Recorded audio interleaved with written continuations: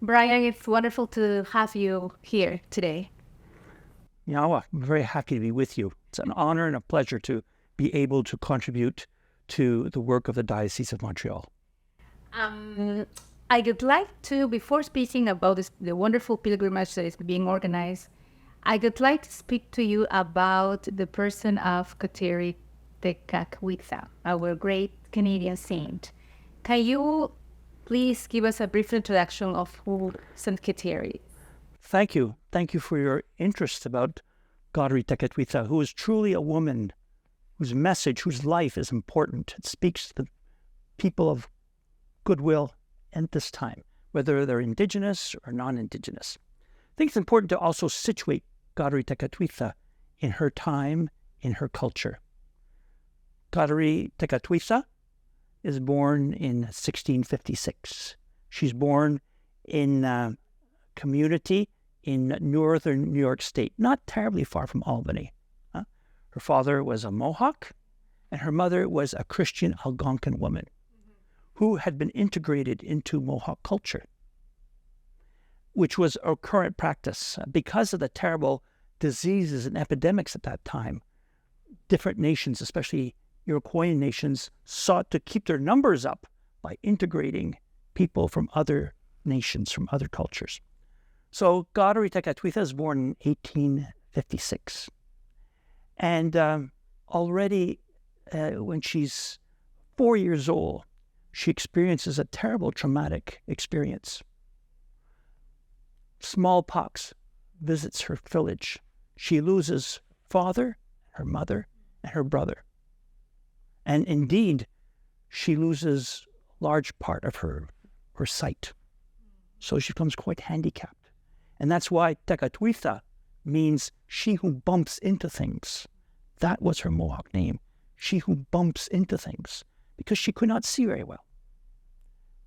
And let's remember the trauma of a disease that was a killer for Indigenous people. Not only did she lose her family members, but many other people that were living in her house, in her longhouse, in her community. A few years later, when she's 10 years old, there's a French-led raiding party. We have to remember that there was on and off wars between New France, and the Mohawk people and the Iroquois peoples, as a matter of fact. And a French raiding party comes and destroys her village. And so she's there. She's able to see the destruction of her village. Think in our contemporary context, in different parts of the world, about children who are witnesses of the bombing, the destruction, the military invasion of their community. Finally, she is able, with the other members of her village, to move and build a new community on the north side of the Mohawk River. So she is a woman who understood the experience of suffering. She was really a person who had known the experience of traumatism, which marks very, very much our world. She was, to a certain degree, a refugee within her own territory. So think about, the Church's mission towards refugees. It's very important to keep that in mind. In the 1670s, there's a peace treaty between New France and the Mohawk people. And the Mohawks allowed Jesuit missionaries to come into the village where Kateri is living. And there she begins to she starts getting her French instruction. Around 1674, she begins her instruction in the Catholic faith. And the Jesuit priest who helped her in her instruction is Jacques de Lamberville. So let's think about, at this time of year, many people are signing up for the right of instruction, the RCIA program, And so I think this is important. So there's a link between Kateri, who is a young adult, a teenager, heading towards her 20s, who is starting her journey in the faith. So it's important to keep this in mind. It's important to understand also that when she is 18 years old, she is baptized. She's baptized at 18 years old, and she receives the name Kateri. Why did she pick the name Kateri? She was very much influenced by Saint Kateri of Siena, who was, you well know, Erica, was a great mystic, a great visionary, and also a woman who, how should I say, had a sense of her deep love and attachment for Christ. In 1677, she leaves her community in Upper New York State and comes to what is Kahnawake here. Okay, so basically the community. Well, first of all, there was a community that had belonged to the Jesuits in La Prairie, but as the population, indigenous population of that community became so large, the land, the earth was too sandy, and they could not survive. So they went upriver to Kahnawake, where I met you and your husband many years ago, of course, after Eucharist at the St. Francis Xavier Mission. And so anyways, that's where she moved to. And clearly she was really impressed people by her holiness, by her deep willingness to give herself to Christ. Now, it's important to keep in mind that Tekakwitha lives in a matriarchal culture where women have important responsibilities. Indeed, the longhouses, the wealth of the family belongs to the women. This in addition to responsibilities for the education of children, the transmission of culture, of faith, and of managing the house. So women had a very important leadership responsibility. Very, very different from the French cultures, and indeed different from other cultures. Let's say that, for example, Jesus and Mary grew up with, which were patriarchal cultures. So when, for example, she decides that she wants to consecrate herself to Jesus and would like to take a vow of perpetual virginity, that's very, very difficult for her family, for her culture, because women are called upon to take on important leadership responsibilities for the whole family. It's a very, very different. Yeah. So again, it's important to see Kateri Tekakwitha as a woman who is a contre-courant, countercultural. She has a vision. She has a desire, a burning desire. And she has the inspiration, the passion to be able to confront that. Now, I don't know, not very many people know that when she came here, she developed a strong friendship with another Mohawk woman, whose name was Marie-Thérèse, and she had hoped to create a religious community, a semi-cloistered religious community in one of the islands not far from the La Salle or the second. But the Jesuit missionaries were not willing to collaborate with that process. So that was a disappointment. She really felt that she wanted to start a kind of a religious community herself. Having said that, in 1680, she contracts tuberculosis, which in that culture was a fatal disease. Fatal disease. And so on the 17th of April, 1680, Kateri Tekakwitha died. Now, what's important to keep in mind is that people already recognize in Kateri Tekakwitha a woman of great holiness, And certainly the Jesuits themselves were very, very impressed by her.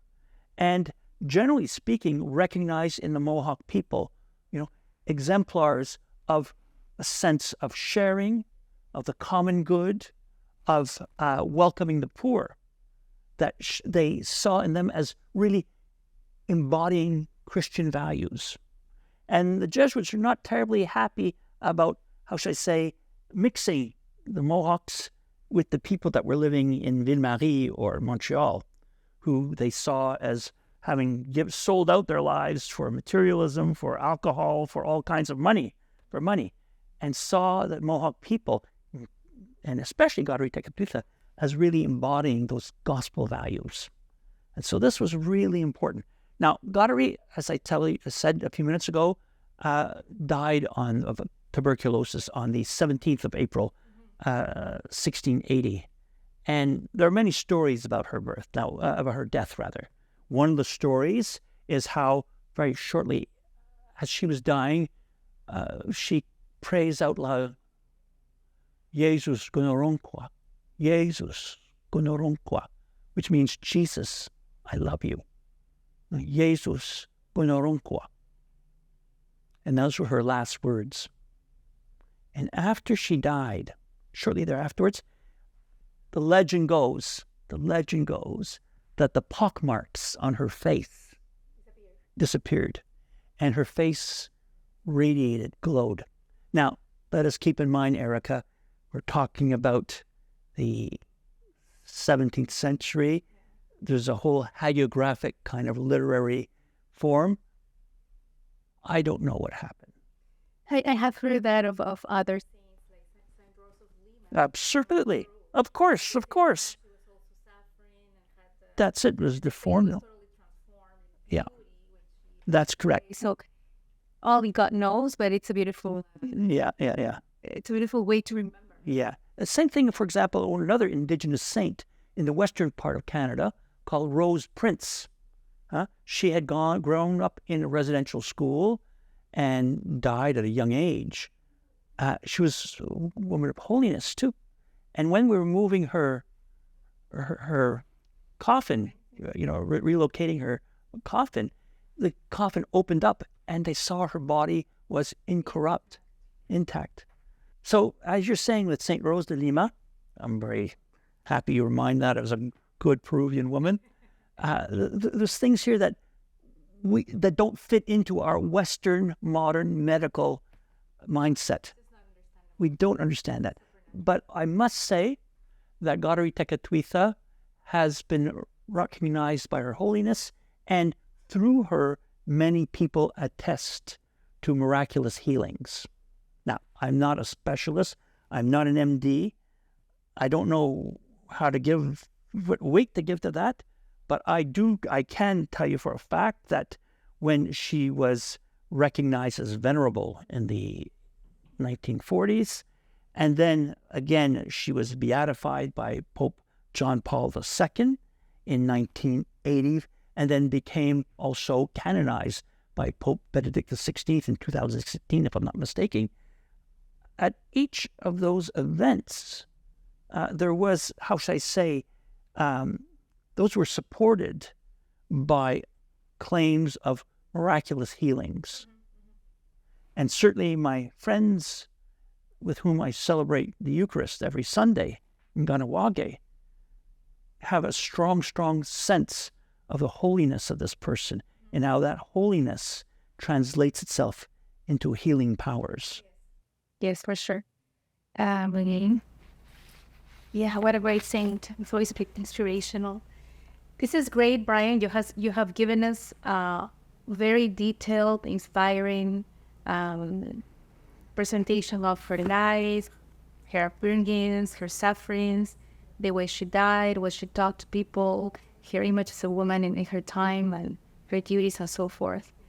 Let's now fast forward to September 2023, where we are this year, and in conjunction with the visit of Pope Francis last year, which was a walk together pilgrimage for him. And the messages that he gave while he was here, specifically in the relationship building, in the walking together with Indigenous people, and the fact that we're doing this pilgrimage in this September, 12 months, 14 months later after his visit. So what is it that it's the core of the message that we want to convey to our listeners through this pilgrimage this year? First of all, it is a way of recognizing the presence of Indigenous people on this territory. Way of recognizing the complicated relationship between European immigrants and the original peoples here. and how governments sought to suppress the cultural specificity and the spiritual life that was proper to Indigenous people.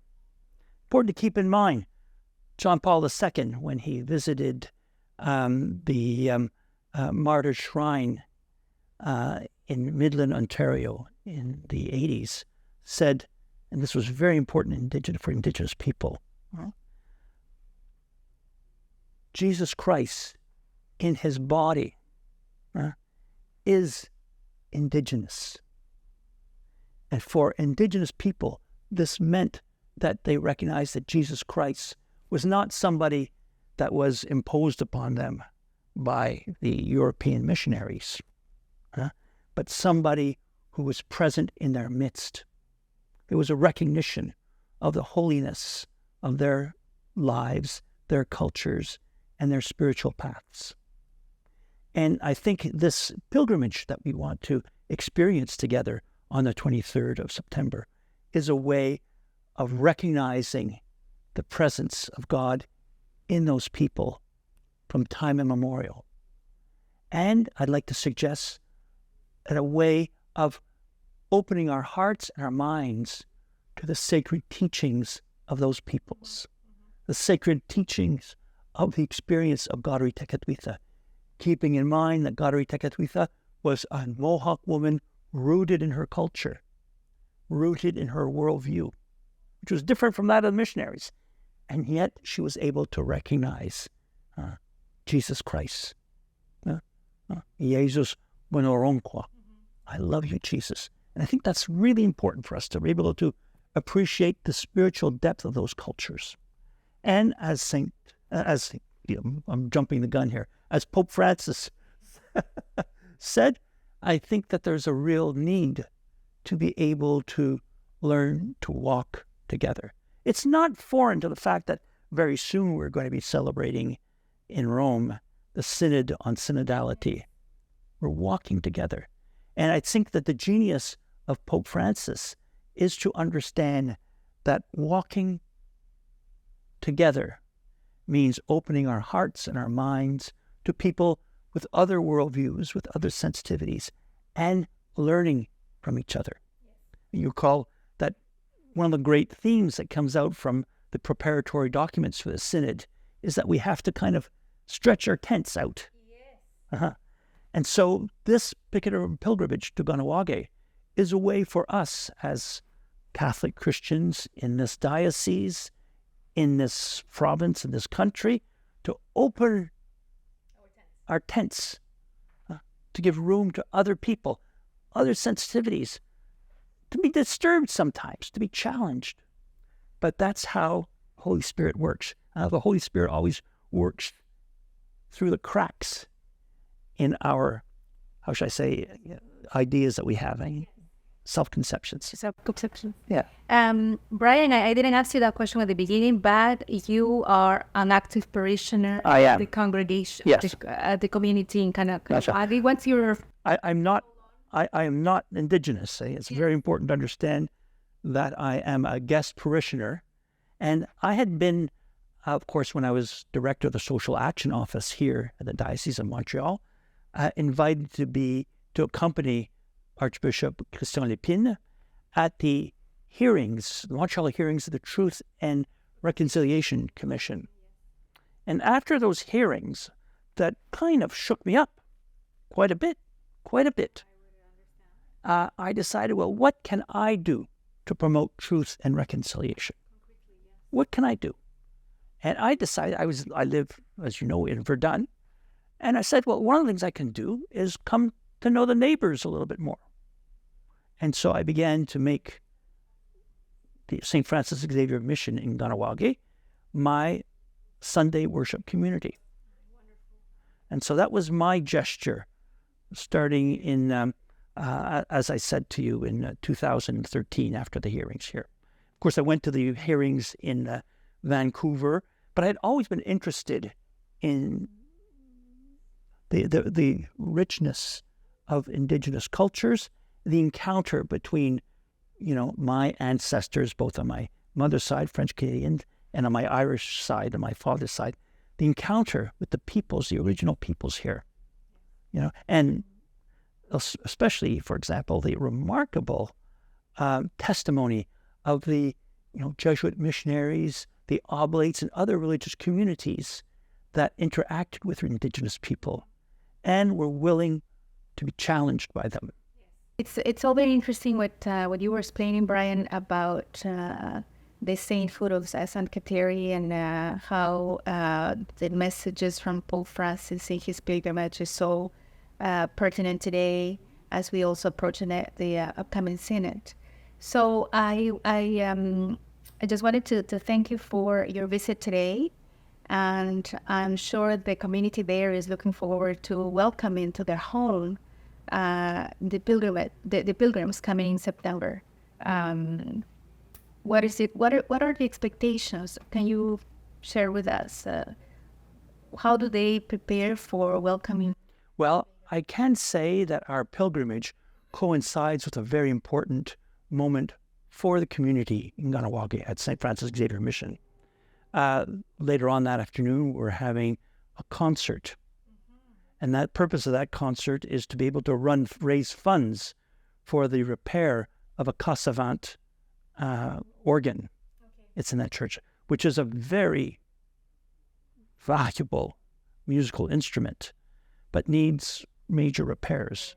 And so we have some remarkable musicians from Holland who will be coming, plus the Mohawk choir.